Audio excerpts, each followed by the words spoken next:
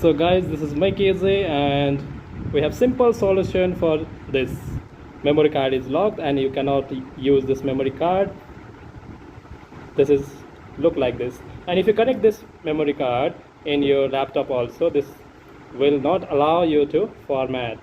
How to solve this problem? Let me show you.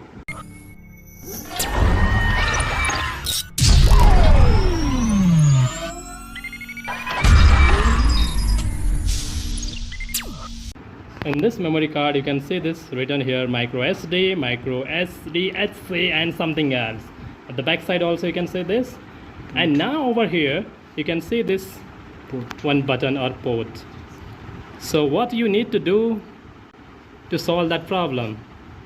You need to do one thing, that is Reach up, pull it up, reach up. pull it up to SanDisk, and then this is the solution. You can connect this in the computer and it will work perfectly fine. Doing that, you can see, you can click pictures from this camera. You can see this is working perfectly fine. You can click the picture and this picture is clicked and done. Thank you for watching. So this is the simple solution for memory card locked problem. If you like this video, don't forget to subscribe to my channel and like this video and share with your friends. Have a good day guys, and see you in the next video.